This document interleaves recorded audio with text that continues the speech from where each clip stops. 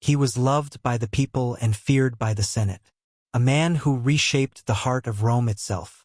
A soldier, a reformer, a visionary, and a tyrant. Julius Caesar had reached everything a mortal could ever dream of. He crushed his enemies and ruled the Republic as its eternal dictator. He called himself the father of the nation. But inside the marble halls of Rome, admiration slowly turned into fear. Whispers spread that the Republic was dying, that Caesar's crown was already waiting for him. Senators who once called him a hero now saw a king, and in Rome the word king was poison. Behind the golden laurel and the triumphal parades, a shadow was growing. Could one man truly hold the destiny of the Republic in his hands? Or had his glory become too bright for others to live in its light? What followed would be remembered forever, not as the fall of a tyrant, but as the death of Rome's greatest dream. In 45 BC, Julius Caesar achieved a decisive victory in the Civil War, defeating the remaining forces of Pompey's army in the Battle of Munda, which took place in Spain. This victory made him the unquestioned ruler of Rome and brought him the title of eternal dictator, meaning that he would rule for life.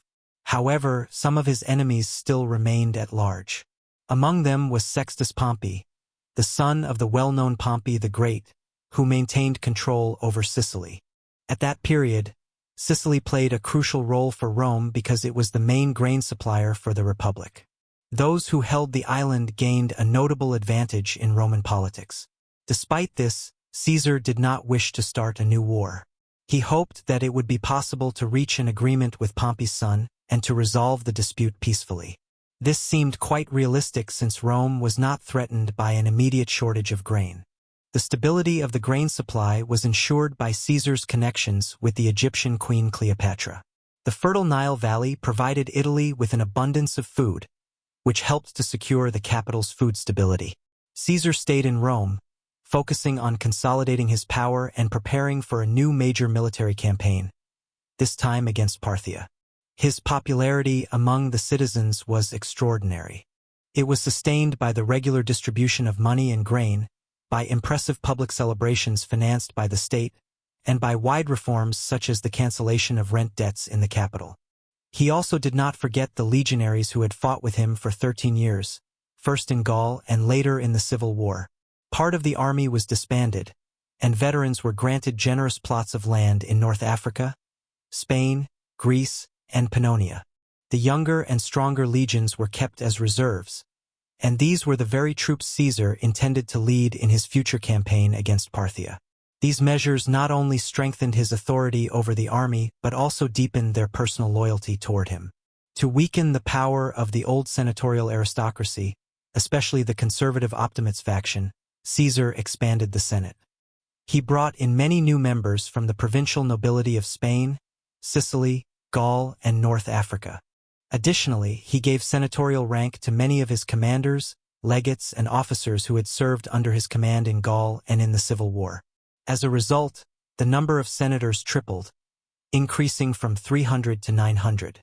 For Caesar, this was not only about expanding the Senate. He regarded it as a way to turn the Senate into an instrument of his power and a secure method to strengthen control over the provinces. Eventually, personal loyalty to him was expected from the newly appointed senators. At least, that was Caesar's original plan. However, his unlimited authority and extensive reforms caused growing unease among the Roman aristocracy. This was especially true for the former followers of Pompey and members of the Optimates faction, who viewed Caesar not as a reformer, but as a possible tyrant. Many began to believe that he was preparing to destroy the Republic and seize absolute power. In Rome, accusations appeared that he sought to restore monarchy, a charge considered extremely serious. The Romans were proud that in 509 BC they had overthrown their last king, Tarquin the Proud, and established the Republic. Since that time, the word rex, meaning king, had become almost offensive. Any attempt to bring back royal power was seen as a direct threat to Roman freedom. This fear had real consequences even centuries earlier. Marcus Manlius Capitolinus, the hero who defended the Capitoline Hill during the Gallic invasion, was executed only for suspicion of seeking to become king. At that time, even a suggestion of royal ambitions could be fatal. Nevertheless, Caesar, intentionally or not, more and more caused suspicion among the Romans that this was exactly what he desired. He received a new honorary title, Pater Patri, or Father of the Fatherland. Public ceremonies were held in his honor, sacrifices were offered, and games and theatrical performances were arranged. For many, this was no longer seen as simple gratitude to an outstanding statesman. It began to be regarded as royal worship. Moreover, during Senate meetings, Caesar refused to sit in the traditional chair of magistrates. Instead, he sat in an elaborate chair with a tall back, decorated with gold and ivory. This was probably because of chronic back pain, as he was already 55 years old, and many years of campaigns had damaged his health. Still, his opponents used this image to spread gossip. They claimed that Caesar was already behaving like a king. The situation was worsened by the symbols that surrounded him. He frequently, even outside of triumphal ceremonies, wore a purple cloak, red boots, and a golden laurel wreath.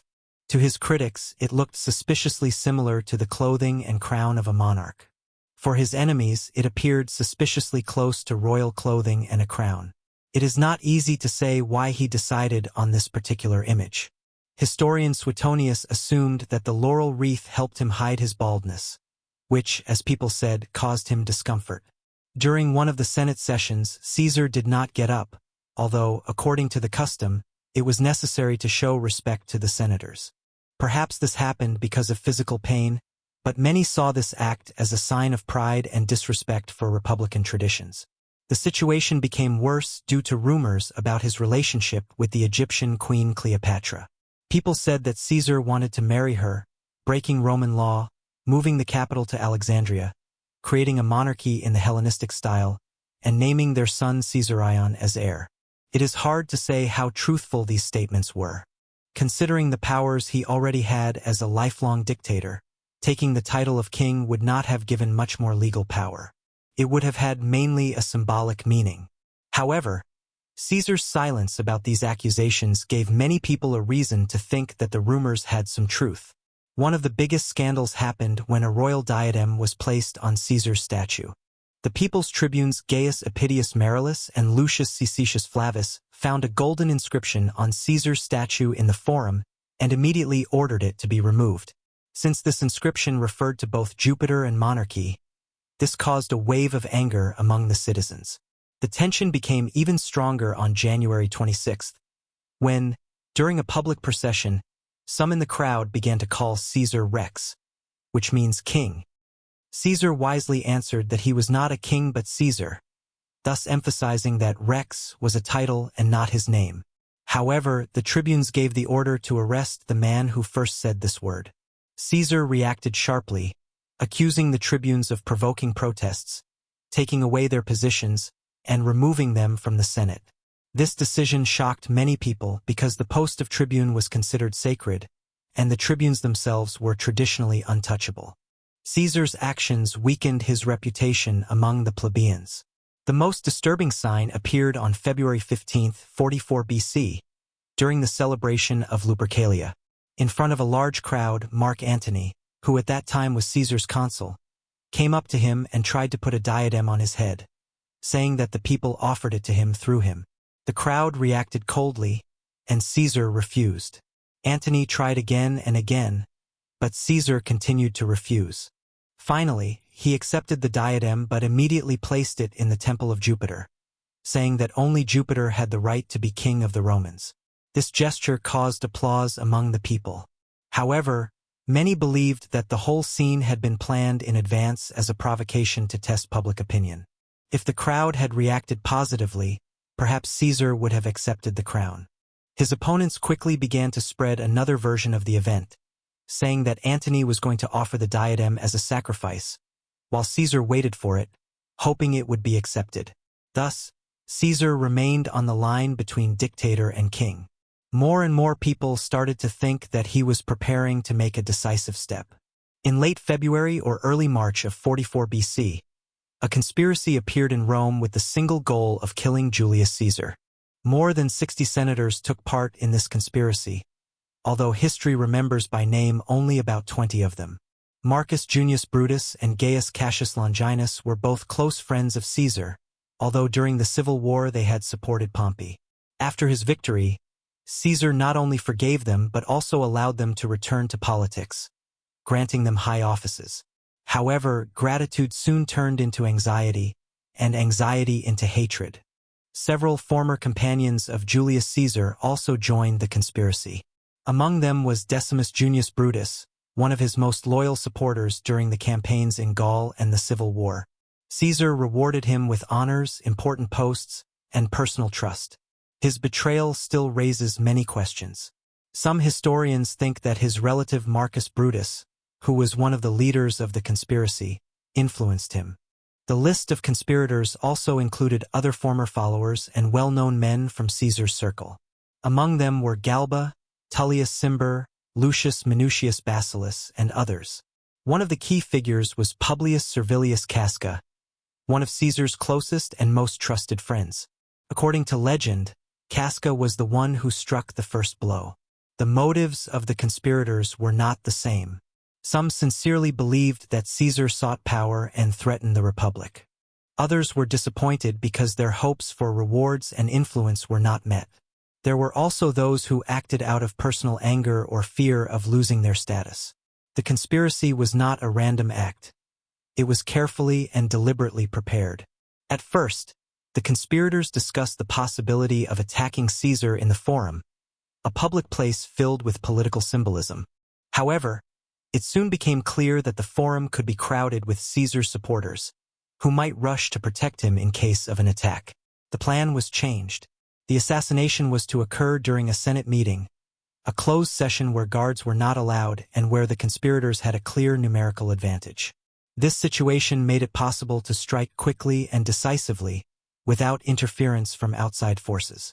At first, some of the plotters proposed more radical actions, to remove not only Caesar but also his closest allies Mark Antony and Marcus Lepidus. However, Brutus firmly opposed this. It is believed that he genuinely wished to defend republican principles and wanted Caesar's death to be seen not as a bloody rebellion but as a symbolic act of freeing Rome. On the eve of the fateful session, Caesar remained confident and calm, despite many troubling signs. His friends repeatedly urged him to hire personal guards, at least a few legionaries, but Caesar persistently refused. His reply became famous: "It is better to die once than to live in constant fear of death." These words sounded proud and stoically calm, but also carried a sense of fatalism. It is said that on that night, Caesar's wife, Calpurnia, saw an ominous dream, a vision of her husband's death. The next morning, during the religious rituals, the priests declared that the omens were unfavorable. Caesar, who had always treated such warnings seriously, decided to cancel his presence at the Senate meeting. This decision put the entire plot at risk. Only 2 days later, Caesar was planning to set out on a campaign against Parthia with his loyal soldiers. Once he departed, the conspirators would most likely lose any chance to reach him. Realizing there would be no other opportunity, they decided to use deceit. They sent Decimus Junius Brutus, one of Caesar's closest and most trusted companions, to persuade him to change his mind. Brutus urged Caesar not to cancel the meeting, warning him that doing so might be seen as an insult to the Senate. Caesar agreed. According to the accounts of Appian, Suetonius, and Cassius Dio, Caesar had several opportunities to avoid his fate. One of his friends, who had learned about the conspiracy, hurried to warn him but arrived too late. Caesar had already gone to the Curia. Another messenger also failed to arrive in time. He reached the location only minutes later, just after the dictator entered the building. According to one version, while on his way to the Senate, someone handed Caesar a note containing a warning about the plot. Instead of reading it, he simply tucked it among other documents, where it remained unopened. Earlier, as Plutarch wrote, a famous prophet had already warned Caesar, "Beware the Ides of March," referring to the 15th of March. On the day of the Senate meeting, as Caesar was on his way to the Curia, he happened to meet this same prophet on the street. Suetonius notes that Caesar answered him with irony. "The Ides of March have come," Caesar said, to which the prophet replied, "Yes, but they have not yet passed." The warnings were more than clear, yet fate had already made its decision.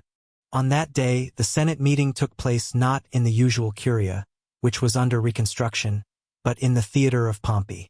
The symbolism of this moment was darkly ironic. Beneath the statue of Pompey, Caesar's greatest rival during the Civil War, Caesar himself would meet his death. The conspirators gathered in advance in the theater, waiting for the dictator to arrive. Mark Antony arrived first. Strong and imposing, he was known not only as a statesman but also as an experienced commander. His presence worried the conspirators.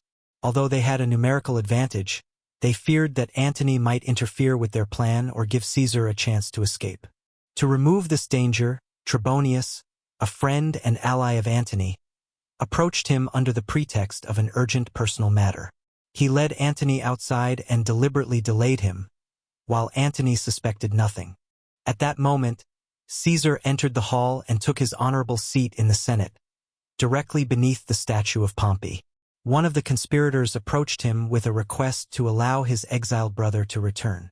Coming closer, he suddenly grabbed Caesar by the leg. Caesar tried to push him away and shouted, "This is violence!" At that moment, Publius Servilius Casca delivered the first strike with his dagger. The wound was shallow and only slightly cut Caesar's shoulder. Shocked, Caesar attempted to rise, but another conspirator struck him again, and soon the blows began to fall one after another. Caesar collapsed to the floor. According to some accounts, at the very last moment, he pulled the edge of his toga over his head. This Roman gesture symbolized dignity and courage in the face of death. He was destroyed by those whom he had once called his friends. The famous phrase "et tu, brute" has no basis in ancient writings. It appeared thanks to William Shakespeare's play and became part of popular culture.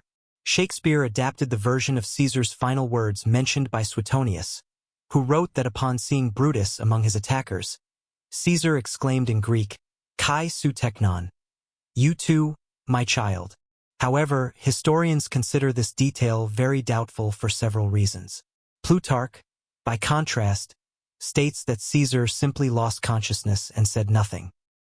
He received 23 stab wounds, but only one of them, likely delivered by Gaius Cassius, was fatal. Of more than 60 conspirators, only a small number actually participated in the attack. Gaius Julius Caesar did not fall at the hands of his enemies, but at the hands of those he had pardoned, promoted, and trusted as friends. After the assassination, the conspirators believed that the people would see them as liberators of the Republic. They were confident that their act would be viewed as a noble sacrifice for the freedom of Rome. Yet the outcome turned out to be completely different. The public's reaction was far from what they expected. Most Romans did not support the assassins. On the contrary, a wave of sorrow swept through the city. Caesar had truly earned the love of the people. For many, he was not a tyrant but a reformer and leader who cared for ordinary citizens, veterans, and the state itself. Now he lay dead, killed by those he had once raised to power. The climax of these events came with Mark Antony's funeral speech. Antony was not only Caesar's political ally but also his consul and close companion. Standing before the gathered crowd, he lifted Caesar's blood-stained cloak and described in detail every strike, every wound, and every betrayal. Then he read Caesar's will, in which the fallen dictator left most of his fortune to the citizens, granted each Roman a monetary reward, and opened his gardens on the right bank of the Tiber for public use. The crowd erupted in emotion. Grief and fury merged into one powerful wave of outrage. The people no longer saw the conspirators as defenders of the Republic. They saw them only as murderers. Panic spread through the city, and riots broke out in the streets.